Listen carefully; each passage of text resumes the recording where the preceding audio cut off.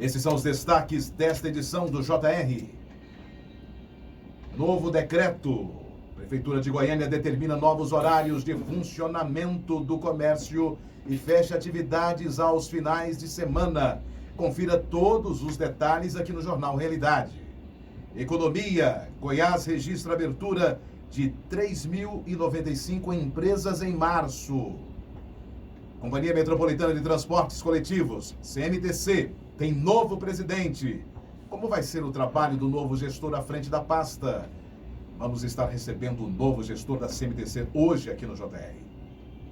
Câmara aprova projeto que prorroga a entrega de imposto de renda até 31 de julho. A proposta segue para a sanção presidencial.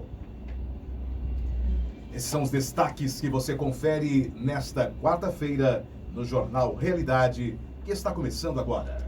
E no Jornal O Popular, o destaque é: Passo proíbe comércio no fim de semana, mas mantém horário. Esses são destaques de sites e jornais nesta quarta, dia 14 de abril.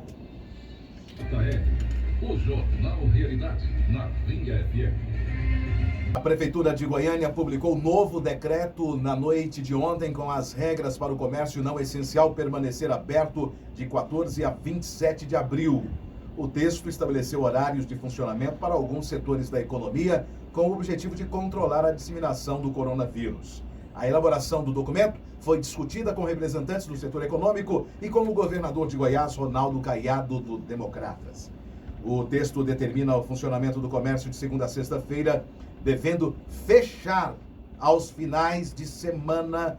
Em reunião com a Prefeitura, na tarde, os representantes do comércio geral apresentaram a proposta de abrir os bares e restaurantes aos sábados e fechar aos domingos e segunda-feiras, mas não foram atendidos nesta demanda. O Estado também publicou decreto na terça-feira com regras para conter a Covid-19.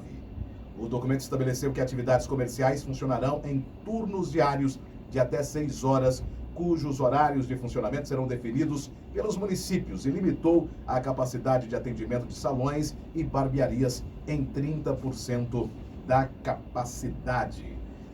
Coronel Viveiros, vamos estar durante o JR, durante principalmente esse bloco, falando desses decretos. Um decreto do governo estadual, um decreto do prefeito de Goiânia, Rogério Cruz, os decretos que se assemelham mais com essa diferença em relação ao horário de funcionamento. Mas, de qualquer forma, como é que o senhor enxerga aí esse novo decreto para a cidade de Goiânia? A gente não é contra combater o vírus, não é contra medidas de segurança, nem preventivas. O que a gente sempre combateu aqui nos microfones da Rádio Vinho é a situação de lockdown, de fechar comércio, de inviabilizar a economia e também a condição de vida aí da maioria das pessoas. Por causa disso, esses decretos que agora a gente tem recebido, embora sejam ainda muito restritivos do nosso ponto de vista, eles são positivos do ponto de vista que permite a continuidade do comércio.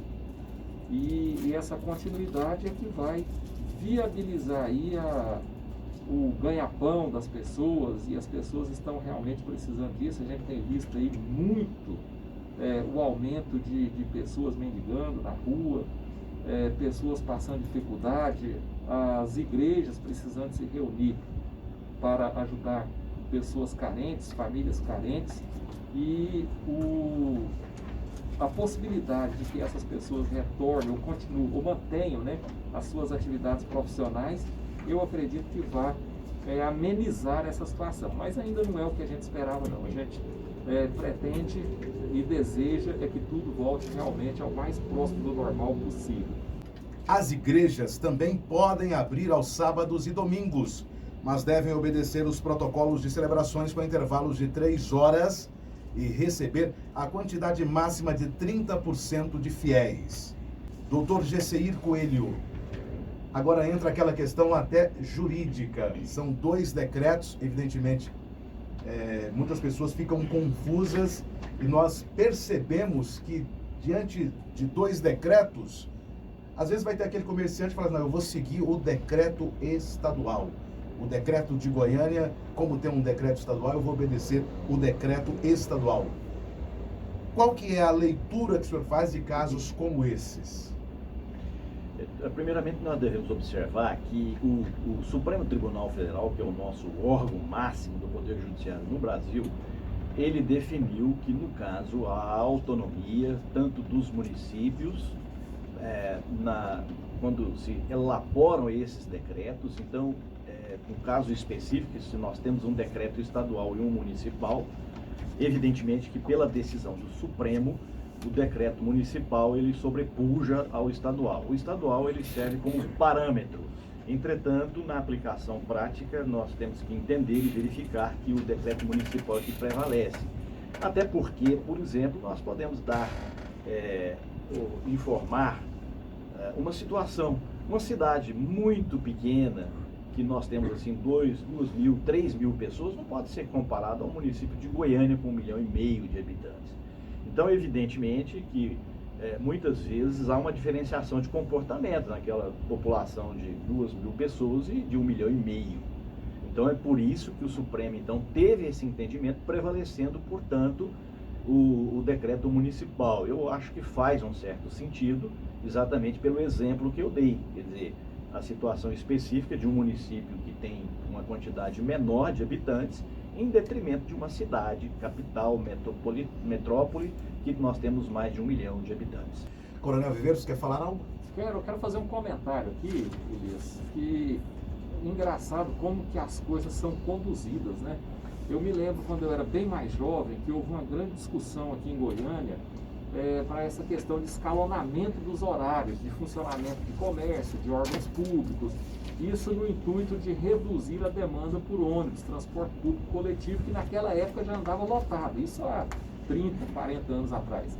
E naquela época havia essa discussão, mas houve muita resistência, porque parecia uma coisa impensável, agora está acontecendo de forma impositiva.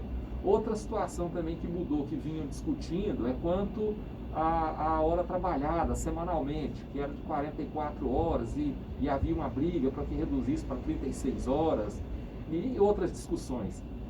Agora acaba acontecendo, né, na prática, porque se alguns comércios não vão funcionar no final de semana, nós vamos ter uma carga horária aí reduzida. Então é interessante que o vírus acabou impondo algumas mudanças que nós sempre resistimos.